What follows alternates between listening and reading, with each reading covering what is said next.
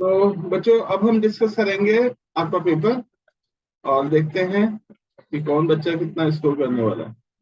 ठीक है, और ये चेकिंग आप खुद ब खुद करेंगे क्योंकि मैं आपको आंसर बताऊंगा और आप चेक करेंगे कि आपने वही आंसर लिखा है या कोई दूसरा। ओके, चलिए तो सबसे पहले क्वेश्चन नंबर 1 देखते हैं। क्वेश्चन नंबर 1 है choose the right, choose and right the correct answer. Okay, तो क्वेश्चन लिखा है the result obtained after multiplication is called। ठीक है, the result obtained after multiplication is called। और जो चॉइसेस हैं हमारे पास वो है सम, डिफरेंस और प्रोडक्ट। तो इसका राइट आंसर है प्रोडक्ट। Okay, very good. इसके बाद आगे बढ़ते हैं। नेक्स्ट क्वेश्चन है dash is the result obtained after division. तो डिवीजन के बाद जो रिजल्ट हमें मिलता है उसको क्या कहते हैं, डिविडेंड, डिवाइजर या क्वोशिएंट। तो इसका राइट आंसर है क्वोशिएंट। ओके, इसके बाद आगे देखते हैं क्वेश्चन नंबर 3। क्वेश्चन नंबर 3 कहता है कि every number is a multiple of 0, 1 और 2। The right answer is 1। ठीक है, तो अपना अपना बच्चों चेक करते रहो कि आपने यही लिखा है एग्जाम में अपने या कुछ और लिख के आ गए हो। क्वेश्चन नंबर 4 देखते हैं।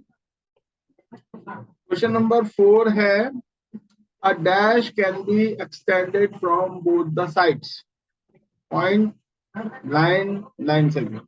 तो obviously it is a line segment। ठीक है, चलो नेक्स्ट क्वेश्चन देखते हैं। नेक्स्ट क्वेश्चन क्या है? नेक्स्ट क्वेश्चन है the product of any number and 1 is. Choices हैं द नंबर इटसेल्फ, 0 और 1। तो इसका आंसर होगा द नंबर इटसेल्फ। ओके, चलो आगे देखते हैं। आगे लिखा है 0 डिवाइडेड बाई 50। अगर 50 से आप 0 को डिवाइड करेंगे तो आंसर होगा 0, 50 या नॉट पॉसिबल। तो इसका आंसर आएगा 0। ठीक है, आगे बढ़ते हैं। आगे है क्वेश्चन नंबर 7 और क्वेश्चन नंबर 7 कहता है अ नंबर है डैश नंबर ऑफ फैक्टर्स। तो लिखा है 0, अनकाउंटेबल और लिमिटेड। तो इसका आंसर होगा लिमिटेड। ओके, तो ये पहला पेज हमारा कंप्लीट हो गया। अब हमें दूसरे पेज पे जाना होगा। चलिए दूसरे पेज पे चलते हैं।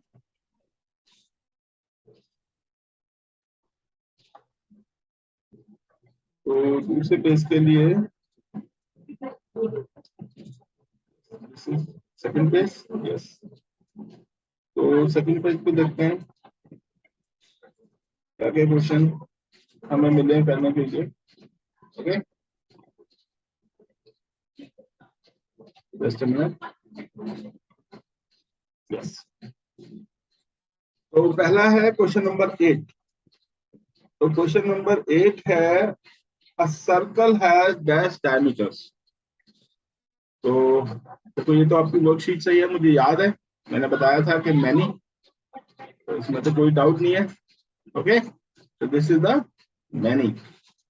देखो बिना क्वेश्चन पढ़े direct answer, circle has many diameters.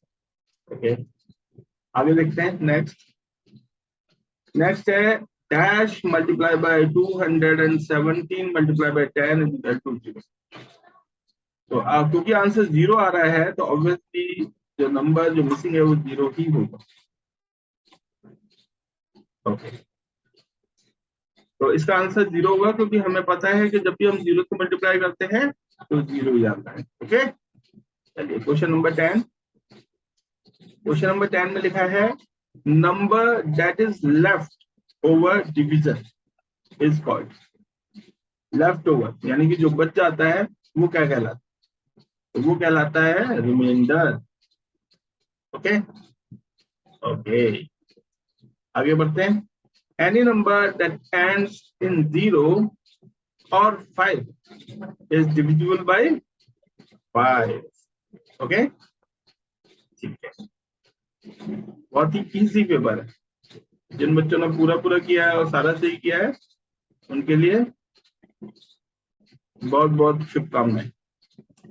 अच्छा, क्वेश्चन नंबर 12 है, a dash can be extended endlessly from one side, क्योंकि एक साइड से ही बढ़ सकती है, तो ये है रे। ओके, और जिन बच्चों का अच्छा नहीं गया है उन बच्चों को ज्यादा पढ़ने की जरूरत है। ठीक है, उदास होने की जरूरत नहीं है, ज्यादा पढ़ने की जरूरत है। इसके बाद लिखा है मल्टीप्लिकेशन फैक्ट फॉर 9 + 9 + 9 इज। देखो 3 बार है, ये भी हमारा हमने जब वर्कशीट की थी तो उसमें इस टाइप का एक क्वेश्चन था, मैंने बताया था आपको। तो 9 × 3। ओके, नेक्स्ट क्वेश्चन देखते हैं। 250 डिवाइडेड बाई 1। अब देखो 1 से डिवाइड करोगे तो आंसर क्या आएगा? ठीक है, सेम ही आएगा। Very good. इसके बाद आगे देखते हैं। आगे लिखा है 2 फैक्टर्स ऑफ 19 आर। तो हमें पता है कि 1 तो सभी का होता है और इटसेल्फ भी सभी का होता है, तो 1 and 19। ठीक है, वेरी अच्छा पेपर है, बहुत ही अच्छा पेपर है, इजी भी है। Closed figures made up of straight line segment are called circles, polygons और triangles. Basically these are polygons, क्योंकि ट्राइंगल्स तो सिर्फ 3 लाइन सेगमेंट का ही होता है। Okay, very good. चलो आगे बढ़ते हैं। नेक्स्ट क्वेश्चन है फिल इन द ब्लैंक्स। तो 203 × 10। मुझे याद है मैंने बताया था 100 से जब हम मल्टीप्लाई करते हैं तो 2 जीरो ऐड होते हैं, और उसी तरीके से जब हम 10 से मल्टीप्लाई करेंगे तो क्या होगा? 1 जीरो ऐड हो जाएगा। This is the answer. अच्छा, 125 डिवाइडेड बाई 5। तो 5 2 जा 10 हो जाएगा, 2 बचा और 5 5 25। This is the answer. इसके बाद लिखा है multiples of 12 that are between 24 and 60 are. ठीक है, तो multiple of 20 that are between 24 and 60 are dash and dash. तो 12 के आगे तो 12 12 2 जा 24 और 12 3 जा 36, 36 हो जाएगा एक तो। 12 4 जा 48, डी ज्यादा 2। Okay, so special quadrilateral in which opposite sides are equal. Special quadrilateral in which opposite sides are equal is देखो इसमें ये रेक्टेंगल भी हो सकता है, ये पैरेललोग्राम भी हो सकता है, ये स्क्वायर भी हो सकता है, ये रोम्बस भी हो सकता है। तो जो भी आप लिख के आए होगे वो सब सही है। ठीक है, अगर आपने रेक्टेंगल लिखा तो अभी ठीक है, लिखा होगा, ये मैंने बना दिया है। और या स्क्वायर तो भी ठीक है, या फिर पैरेललोग्राम आप बना के आ गए हो तो भी ठीक है, या फिर आपने रोम्बस बना दिया तो भी ठीक है। ओके, तो इसमें ये सब में अपोजिट साइड्स इक्वल ही। ओके, तो यहाँ जो इसके मल्टीपल आंसर्स हैं, तो जो भी आपने लिख दिया बस 2 ठीक ही है, बट इन 4 में से ही होना चाहिए, वो कुछ और लिख के आओगे तो गलत हो जाएगा। इसके बाद देखो मल्टीप्लाई है, मैंने आपको बताया ही था। तो अगर हम 12 और 3 को मल्टीप्लाई करेंगे तो 12 3 जा 36 एंड 3 जीरोस ऐड हो जाएंगे। इसके बाद है 438 को 438 से ही डिवाइड करना है, तो ऑब्वियसली बात है 1 ही आ जाएगा। इसके बाद लिखा है the smallest factor of a number is 1। Okay, और इसके आगे नेक्स्ट है a line segment has dash and point. तो लाइन सेगमेंट के कितने एंड पॉइंट्स होते हैं? 2 लिख देंगे। ओके, तो चलिए ये भी हो गया आपका। अच्छा, इसके बाद आप थर्ड पेज पे मूव करते हैं, और थर्ड पेज क्या कहता है? देखिए, ओहो, थर्ड पेज पे फिगर्स आ गई, इनको रख कर देते हैं। और अच्छा, आगे चेक करें। तो पहले लिखा है मैच द फॉलोइंग, तो चलिए फटाफट से मैच करते हैं। तो पॉइंट है, ऑब्वियस सी बात है, तो पॉइंट के साथ में मैम ये रे है तो रे के साथ मैच कर देते हैं। ये लाइन सेगमेंट है और ये क्या है, लाइन। ठीक है, समझ आया ना? तो बहुत ही आसान था पेपर, मैं बार बार आपको कह रहा हूँ। इसके बाद नेक्स्ट क्वेश्चन है राइट द प्रोडक्ट ऑफ। तो हमें प्रोडक्ट लिखना है किसका, 150 और 20 का। तो ये हो जाएगा 15 टू 30 और 2 जीरो यानी कि 3000।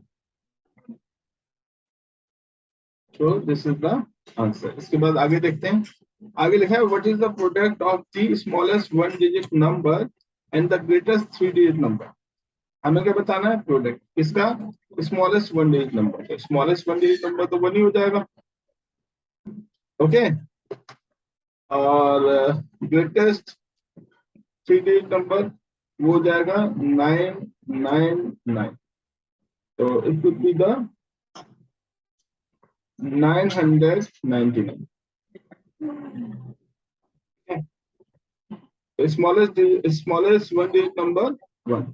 अगर हमने स्मॉलेस्ट वन डिजिट नंबर 0 दिया तो फिर 0 हो जाएगा, लेकिन स्मॉलेस्ट वन डिजिट नंबर 1 ही होता है। ओके, इसके बाद नेक्स्ट क्वेश्चन हम लेते हैं write the quotient and remainder for.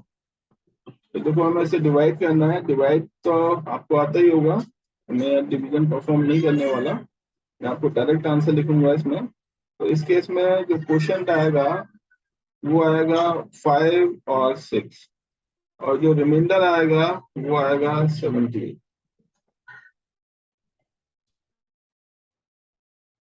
दूसरे केस में जब आप 10 से डिवाइड करोगे तो क्वोशिएंट आ जाएगा आपका 1 2 3 और रिमाइंडर आ जाएगा आपका 10। नहीं नहीं 10 नहीं आएगा, रिमाइंडर आएगा 4। 4 आएगा, रिमाइंडर 4 आएगा। ठीक है, इसके बाद है write two division facts for this. तो 2 डिवीजन फैक्ट्स में सिंपल सी बात है, अगर 75 को अगर आप 5 से डिवाइड करेंगे तो क्या आएगा 15। और अगर आप 75 को 15 से डिवाइड करेंगे तो क्या आएगा 5। ये डिवीजन फैक्ट्स हो गए। क्लियर, बहुत ही इजी पेपर बनाया है and it is really great. Okay,